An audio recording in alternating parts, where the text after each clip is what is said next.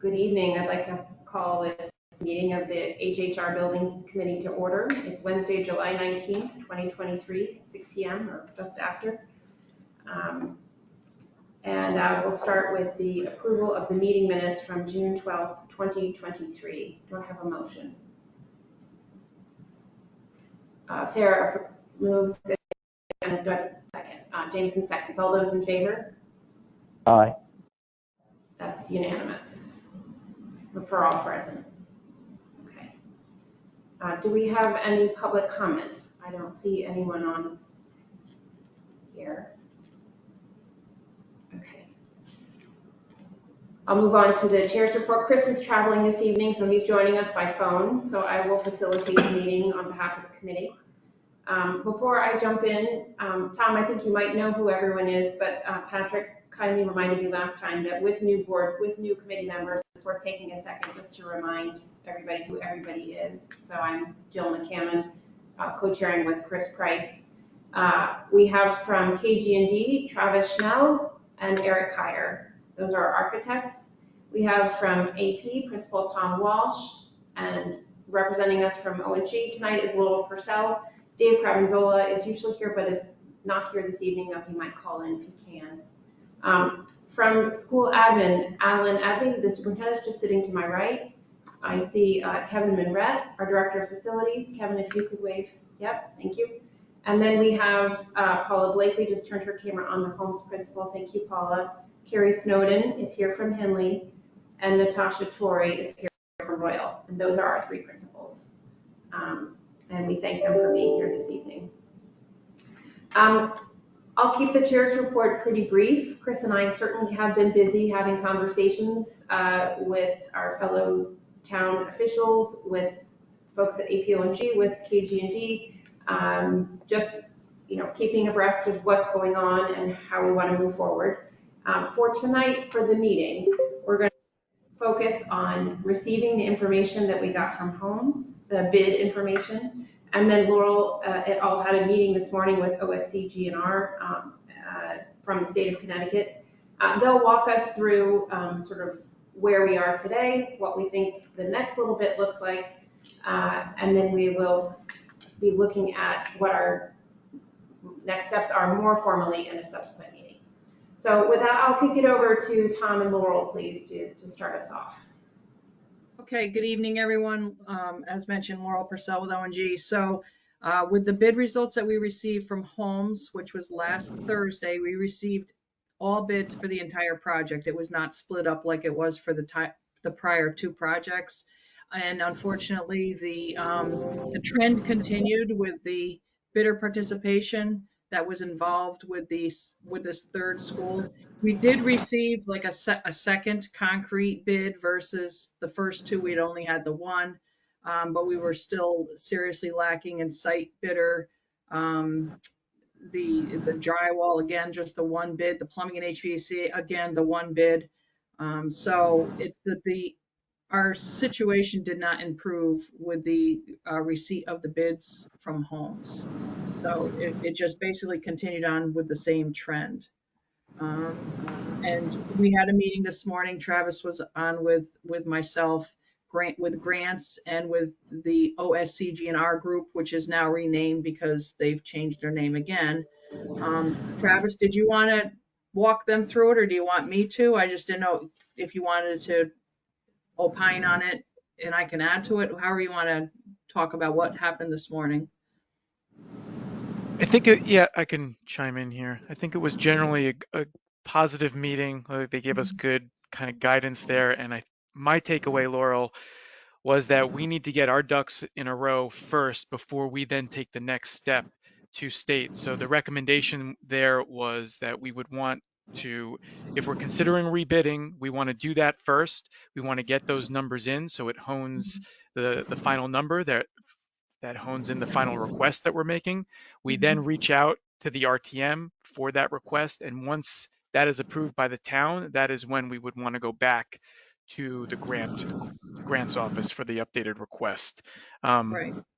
Laura, I think that the timing of all that for me was just a little fuzzy on versus, you have the commissioners discretion on what they approve versus it going back onto a priority list for approval in the following spring. Right. So maybe you can weigh in there. What does that mean, Travis? I don't know what you just said. What happened is Michelle Dixon from the grants division said that first the town has to authorize the commitment. So whatever the additional monies is, and ideally it's after a rebid, so you have true numbers, right? So then once the town authorizes whatever the certain amount is, then we present that to the grants division, and according to Michelle, it's at the discretion of the commissioner where she can go ahead and grant the authority of the additional funding. There's the cost share of the additional funding.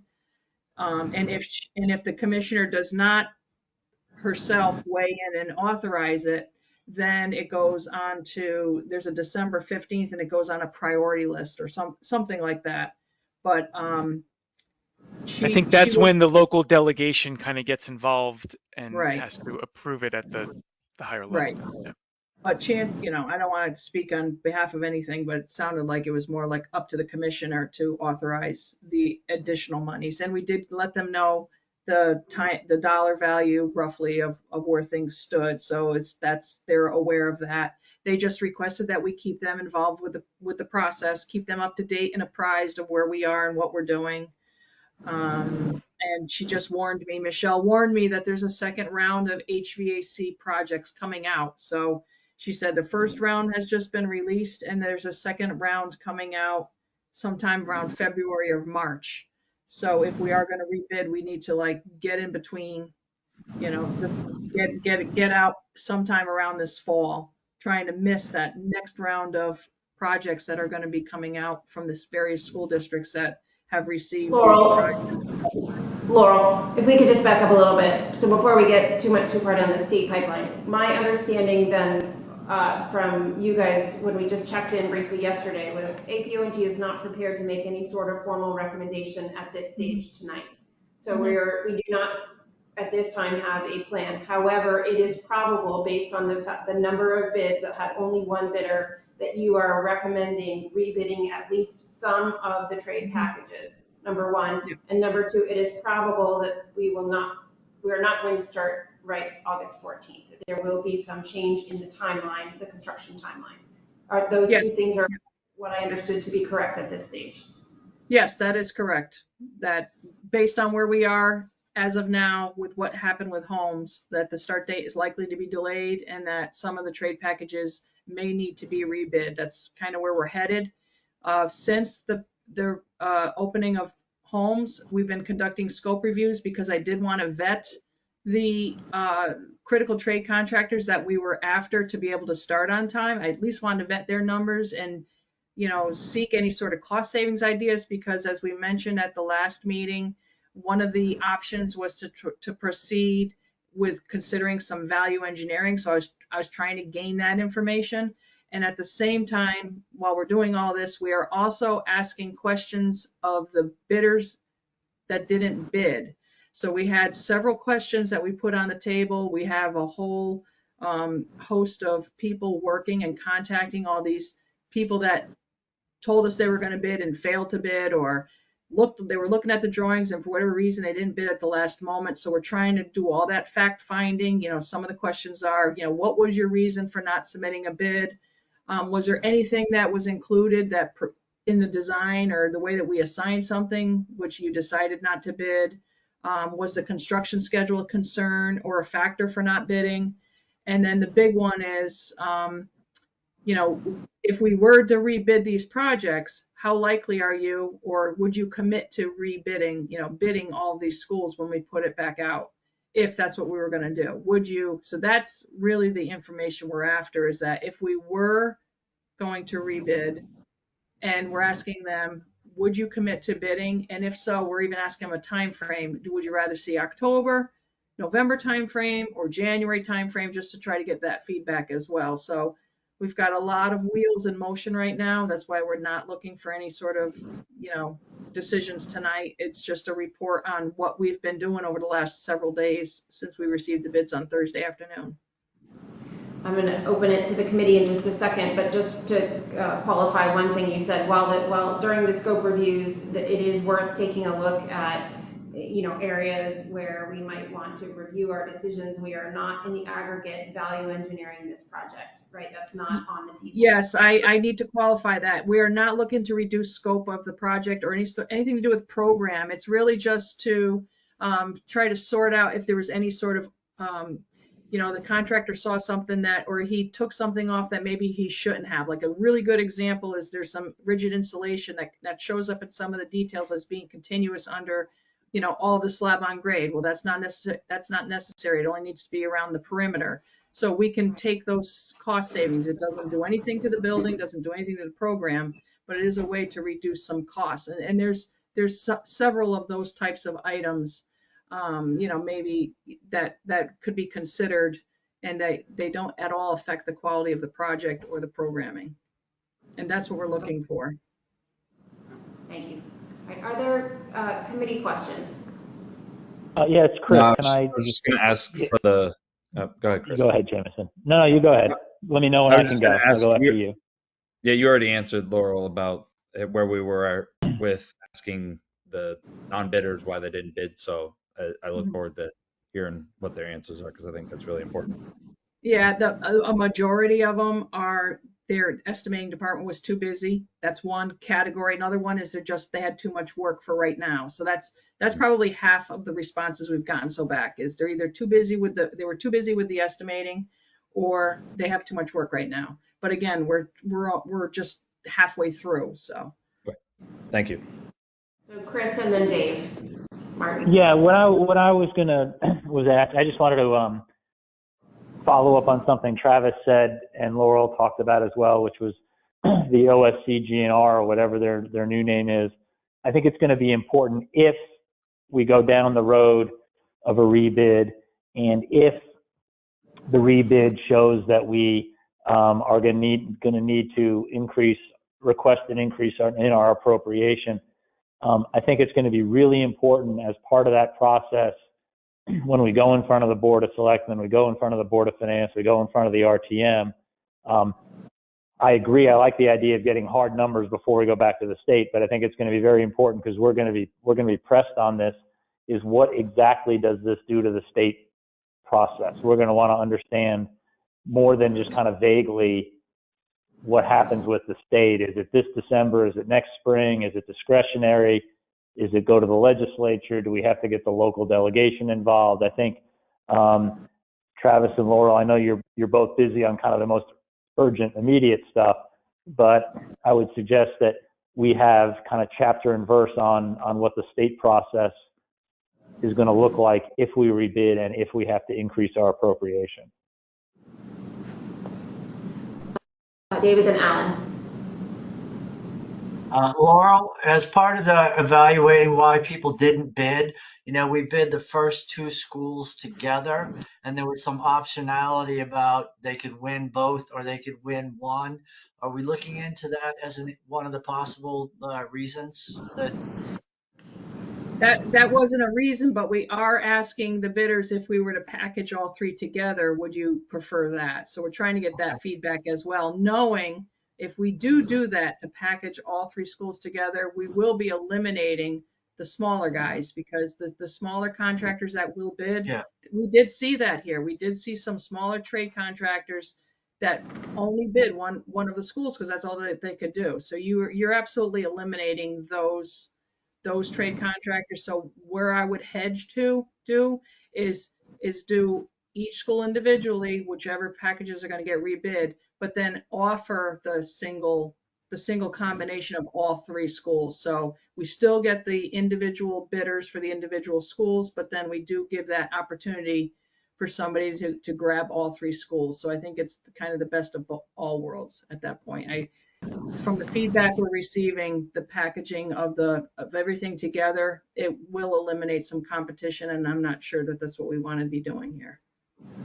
With regards to the state reimbursement process, Mhm. do the reimbursement rates get reset every year?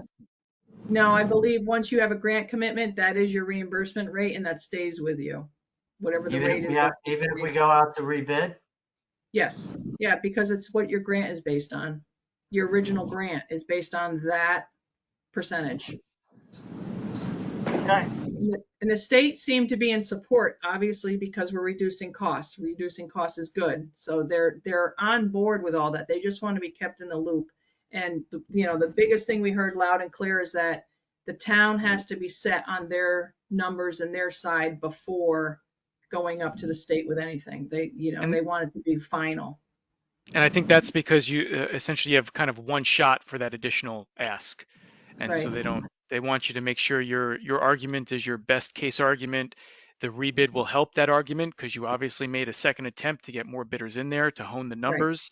And that's right, when you go back to them, because once you go right. back that, you don't get a second shot. You kind of get one Right. shot And there. that's what Michelle was alluding to with the up to the commissioner's discretion, because she said if you bid it the first time and then you rebid it a second time and you're still there, it's a better argument on the town's behalf of why they need the additional money. So And she was clear too that she was happy to hear that the committee was not interested in reducing scope. So they like to hear that. They want to see everything that was worked hard to get into the project to stay in the project, and that scope isn't being eliminated. So it sounded like that would help contribute to the argument um, to increase the grant funding. right. But I agree. Like we need to consider a comprehensive whole timeline of Yeah. how all this approvals got to kind of shape up to see where it lands. And just to make So just following up with what Chris said and Travis and Laurel, are you saying that, let's say you go out to bid and let's say that the price is reduced somewhat, so there's still a differential and that, let's say that the town's willing to pay that differential. Are you saying that there's still a possibility that you're going to have to wait to go on the next year's governor's priority list? You would if the commissioner, I'm trying to get the proper terminology, if it's at her discretion, the commissioner's discretion, she has authority to increase the grant commitment, and then it automatically gets on the priority list, and you will have to wait till June 30th for your part of the cost share of the state for the increase. You will have to wait for that for June Or 30th. the alternative is she just gives her blessing? Correct. Well, let's work for a blessing. So, And again, you just have to have a strong case. And she was making it clear that if we bid and then we rebid again, the town has a case. Okay, Tom and David again. In terms of the state funding, when does it occur? Do they fund upfront? Do they fund at the end? Do they fund sort of pari passu if it's 5% of the total cost? What they do is when the town incurs costs and submits an application for payment, the state gives them reimbursement, whatever the share is on that particular application. It's an online process. So every month or 2 months, the town will submit a bill per se, this, give me my reimbursement now. So it's as the It's project pari goes on. passu as you go. Got it. Okay. Yes. Thank you. And the reimbursement amount is calculated as the specified reimbursement rate times what's considered to be eligible costs, right? That is correct. Yep. And it's eligible as you go. So when we went up to our PCR meeting, we estimated what the ineligible construction or the ineligible project cost would be. But on Right. every application for payment, they're going to determine it right then and there, what's eligible there, and pay that percentage on each payment. So the effective amount that gets multiplied by the rate will change with each submission depending on what they deem to be eligible. That's correct. That makes it easy to calculate, Yep.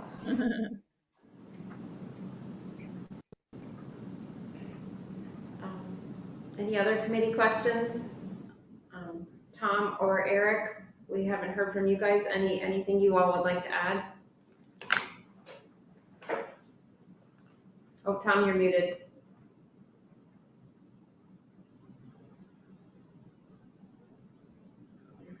Sarah, can you unmute Tom, or Tom, can you unmute yourself? There we go. No, so I'm working with Laurel hand in hand on pursuing the responses from the subcontractor. So uh, we've been doing together. Great, thank you. Okay, so Laurel, in sort of wrapping up, do we need to meet next week? Will you have a recommendation for us next week? What is the right timeline? That's what we were trying, that's what we were targeting. Yes. That's what we were targeting. Yes, so we should keep that on the calendar for now. We will meet again next week. Yes. Ideally with a formal recommendation for how to move forward, or at least components of a recommendation. Okay. So and just to summarize, in what you're looking at, you are looking at how to structure the bid package. You're looking at optimizing construction schedules. You're looking at the time of year when bidders might be most interested in bidding. And you are looking at, as part of optimizing construction schedules, you're looking at not only what's best from a construction standpoint, but also what might be optimal for occupancy in the buildings, so that we can, so we have the opportunity to recast the timeline and do the timeline that is most advantageous from a construction standpoint. So we as a team are taking a look at that, correct?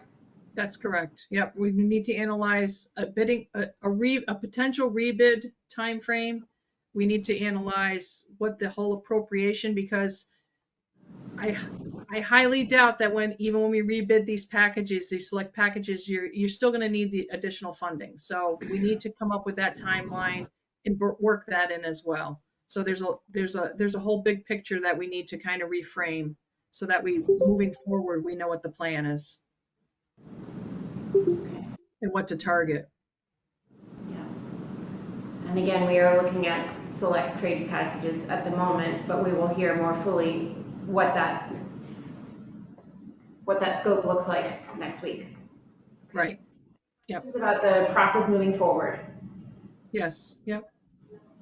And ideally, if we do have some bids that are valid. They're nice low numbers. They're good for us to consider keeping. Bids are valid for 90 days, but if the schedule changes, what we would do is whatever that revised schedule is, we would go to those particular trade packages that gave decent bids, and we would say whoever the low bidder is, and say, hey, based on this new schedule, are you willing to hold your number? And then it would be all formal and in writing, but that's an option for us as well.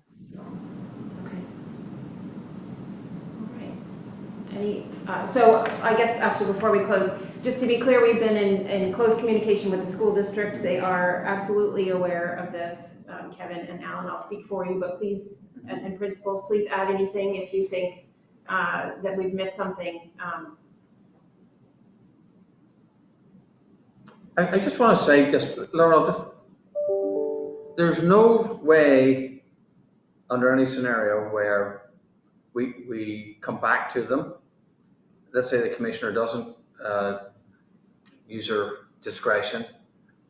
But is there any other scenario where we wouldn't get on that governor's list? Like, this doesn't make sense to me. Like, it's just. The commissioners, no, I think you guys have a good shot of getting in. Well,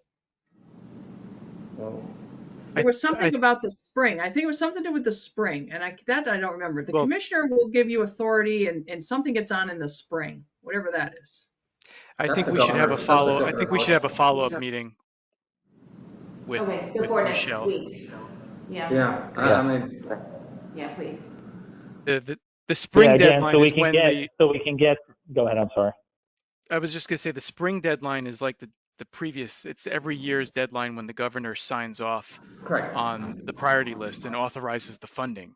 And I don't know if Michelle did it sounded like a very complicated process that Michelle was doing her best to explain to Laurel and I think a follow-up conversation would be helpful. And I want to understand if the first round is to the commissioner per her discretion, if that's missed, it then gets put on the priority list and has to go through the delegation. So I just need to understand that better in my head, because I'm obviously If not you think it would explaining be it well. helpful, yeah, if you think it would be helpful, if you have a follow-up call, to have some members of the committee present so we can hear and ask questions. Again, because we're going to be in front of Board of Selectmen and Board of Finance, we're going to probably have to give them, Jill, correct me if I'm wrong, at least an update report on what we are viewing as the next steps early in August.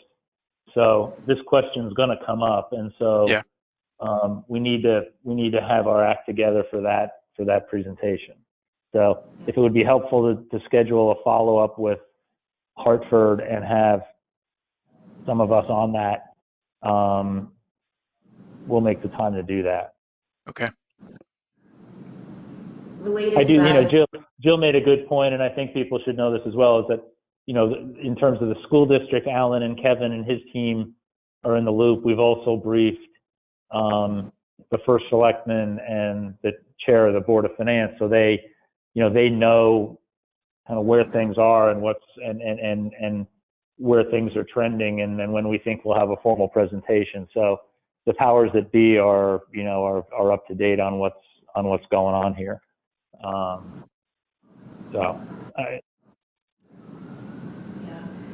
And relatedly, so that relates to communications. Jameson, jump in here at any point. So we will be organizing ourselves for communications out to our fellow town bodies, but Jameson is going to put together a press release for us that we can drop as soon as we have a formal plan. So, again, as early as late next week. Jameson, you want to add anything? No, just that obviously we'll have something ready and it'll be well thought out and have all the information that is pertinent to what we're working on, and we'll work with everybody on this call to make sure that all the information is put together so people can understand what's going on very easily. All right. Anything else anyone wants to add? So I probably need a copy of what Jameson was talking about as soon as he has that, right? Yes. So as we can follow up with, because the community's going to want to know. Absolutely. Once they hear the press release, they're going to want to, the school community's going to want to know, so we're going to have to. Yeah, so we'll work closely with you. Thank you, Alan, for raising that. We'll work closely with you so you can get that out to your community simultaneously, teachers and students, with whatever the plan is. Again, we want to caveat that there's no plan right this minute, so it's too early to communicate. Go ahead. No, perfect. I think it would, Jill, you obviously jump in if you have a different thought on this, or anyone else on the committee, but certainly in this interim period, before we have a formal proposal and before we issue a formal press release and take a formal position on this, I mean, obviously this is a fairly high profile project, and enough people now know that there may be a change in the schedule, there may be a change in the bidding process, and you all may encounter friends and others in town who ask what's going on and what's the situation with the HHR project and et cetera. And I think it's important for us to consistently message when we talk to people, and that should be, along the lines of what we're talking about here in this meeting, that we're considering all our alternatives. Our professional construction and design teams are going to come back with a formal proposal on next steps and whether we rebid certain contracts and how that affects the schedule. But please stay tuned. We'll have, much more information for you, hopefully in, a week from now. And not, speculate or say, gee, the project's off track, et cetera. Okay. So the next item on the agenda is important dates. I would say that is next Wednesday at 6 p.m. Please mark your calendars. If you're a committee member and you're not able to attend, please let Sarah know. It's really critical that we have quorum at this next meeting. And Alan, I know you'll be out of town. But, I'll try to make it. but we'll see. And so Laurel and Tom, you guys can be there, and Eric and Travis, we can count on you folks. All right, wonderful. Okay. With that, may I have a motion to adjourn? That's David, seconded by Jameson. All those in favor? Aye. Aye. Aye. That's unanimous, those present. Thank you all. Have a good evening. Appreciate your time. Thank you. Thank you.